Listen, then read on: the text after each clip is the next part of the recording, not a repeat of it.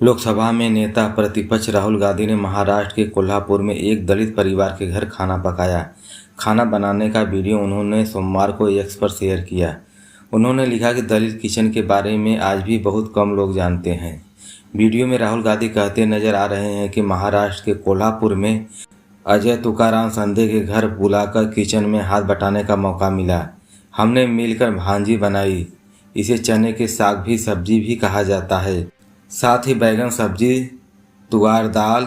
दलित क्या खाते हैं, कैसे पकाते हैं, कोई नहीं जानता। इस समाज और राजनीति का महत्व क्या है, इसके बारे में हमने बात की। भेदभाव और संदेह के निजी अनुभवों पर बात करते हुए हमने दलित खान पान के प्रति जागरूक की। इस संस्कृति के डॉक्यूमेंटेशन के महत्व चर्चा की। संधे ने राहुल गांधी से कहा, किसी मिठलेस खाओ, बोलेंगे यह महंगा हो गया है। दरअसल पीएम नरेंद्र मोदी ने भाषाओं में मिठलेस पर जोर देते हैं। संधे और राहुल गांधी ने महंगाई को लेकर चर्चा भी की। संधे ने कहा कि लहसुन बहुत महंगा हो गया है। कोई बोल रहा है कि मिलेट्स खाओ, उसके खाने बोलने के हमारा मिलेट्स महंगा हो गया है, जो पहले बहुत सस्ता था। मैंने कांग्रेस को भी वोट नहीं दिया। 4 इलेक्शन तक कांग्रेस को वोट नहीं दिया क्योंकि हमारा बेल्ट शेतकरी कामगारों का था। हम भाजपा को भी वोट नहीं देते थे, उन्हें कभी देने भी नहीं दे। लेकिन अब शेतकरी पार्टी खत्म हो गई है, इसलिए मैं अब भारत जोड़ो यात्रा में भी आया था।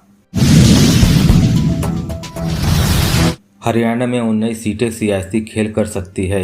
एक एग्जिट पोल एजेंसी के मुताबिक इस सीटों को बीजेपी और कांग्रेस के बीच कांटे का मुकाबला बताया है। प्रदेश के कार्यवाहक सीएम नायब सैनी भी मान चुके हैं कि कुछ सीटों पर कड़ा मुकाबला हो सकता है। उनका कहना है कि ये सीटें हम जीत जाएंगे। हरियाणा की 90 सीटों पर 5 अक्टूबर को वोटिंग हुई थी। वोटों की गिनती 8 अक्टूबर को होगी। उनसे पहले एग्जिट पोल जारी किए गए हैं। पोल ऑफ पोल्स के मुताबिक हरियाणा के 12वें सर्वे कांग्रेस की सरकार बनती दिख रही है। पार्टी को 56 सीटें मिलने का अनुमान है। भाजपा बहुमत में काफ़ी दूरी 27 सीट पर सिमट सकती है। 19 सीटों पर पेच फंसा। सी वोटर एग्जिट पोल के मुताबिक हरियाणा में 19 सीटों पर पेच फंसा है। इन सीटों पर जीत और मार्जिन काफ़ी कम दिख रहा है। ऐसे सीटें किसी भी पार्टी के खाते में जा सकती हैं। सी वोटर के मुताबिक अगर ये सीटें कांग्रेस के खाते में जाती हैं तो पार्टी 60 के ऊपर भी सीट जीत सकती है। हालांकि अगर यह बीजेपी के खाते में गई तो तब भी सत्ताधारी पार्टी उन स्थितियों में नहीं होगी कि जीत की हैट्रिक लगा सके, क्योंकि इस 19 सीटों में 13 पर कांग्रेस दूसरे नंबर। कार्यवाहक सीएम नायब सैनी ने रविवार को पंचकुला में प्रेस कॉन्फ्रेंस के दौरान सभी एग्जिट पोल को गलत बताया।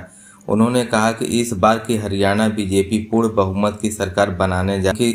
हालांकि इस दौरान उन्होंने माना कि बीजेपी की कुछ सीटों पर कड़ा मुकाबला जरूर था, लेकिन इन सबसे बाद सरकार भाजपा की होगी। पूर्व सीएम भूपेंद्र सिंह हुड्डा ने कहा कि प्रदेश में भारी बहुमत से कांग्रेस की सरकार बनने जा रही है। एग्जिट पोल बेबस वोटिंग के बाद आए हो, लेकिन जनता अपना मन पहले से बना चुकी है और हमें इस बात का आभास था। हरियाणा के पिछले 10 साल से बीजेपी सरकार है। अगर इस बार एग्जिट पोल सच साबित हुए तो हरियाणा में कांग्रेस की 10 साल वापसी होगी। एग्जिट पोल के मुताबिक हरियाणा में बीजेपी को एंटी इनकम्बेंसी का नुकसान उठाना पड़ा है। इसी वजह से इस बार बीजेपी को राज्य में हार का मुंह देखना पड़ सकता है। भारत और ऑस्ट्रेलिया के बीच चेन्नई में अंडर-19 टेस्ट खेला जा रहा है। सोमवार के मुकाबले पहले दिन भारत ने 5 विकेट खोकर 316 रन का स्कोर खड़ा कर दिया। टीम से 4 बैटर्स लेफ्टी लगाई। निश पांड्या तो शतक बनाने से महज 6 रन दूर रहे और 94 रन बनाकर आउट हो गए। ऑस्ट्रेलिया में हैरी होक्स्ट्रा ने 2 विकेट लिए। पहले यूथ टेस्ट में शतक लगाने वाले वैभव सूर्यवंशी दूसरे मुकाबले की पहली पारी में 3 रन ही बना सके। दोनों टीमों के बीच पहला 4 दिवसीय टेस्ट भारत ने 2 विकेट से जीता था। दूसरे दिन का खेल आज सुबह 9:30 बजे चेन्नई के चेपाक स्टेडियम में टॉस जीतकर पहले बैटिंग करने के उतरी इंडिया। अंडर-19 टीम की शुरुआत खराब रही। वैभव सूर्यवंशी 4 गेंद पर 3 ही रन बनाकर आउट हो गए। ओपनर विहाल मल्होत्रा ने फिर नृत्य के साथ निफ्टी पार्टनरशिप की, लेकिन वह भी इस 75 बॉल में 10 रन बनाकर आउट हो गए। 60 रन के स्कोर पर 2 विकेट गंवाने के बाद भारत ने नितिन पांड्या और केपी कार्तिकेय ने भारी संभाली। दोनों ने स्कोर के 100 रन के पार पहुंचाया और कंगारू गेंदबाज को विकेट के लिए तरसा दिया। इस दौरान दोनों अपनी अपनी निफ्टी की भी पूरी कर ली। नित 94 बनाकर आउट हो गए और उनकी कार्तिक के साथ 112 रन की पार्टनरशिप भी टूट गई। कार्तिकेय ने 71 रन बनाकर आउट हो गए। 185 रन के स्कोर के भारत ने 4 विकेट गंवा दिए। 200 रन के अंदर 4 विकेट गिरने के बाद कप्तान सोहन पटवर्धन ने नितिन कुमार के साथ पारी संभाली। दोनों ने सेंचुरी पार्टनरशिप की और टीम का स्कोर 300 रन के करीब पहुंचा दिया। दिन का खेल खत्म होने से कुछ समय पहले निखिल 61 रन बनाकर आउट हो गए। दिन का खेल खत्म होने तक सोहत 61 रन, विकेटकीपर हरवंश पंगालिया ने 7 रन बनाकर नॉट आउट रहे।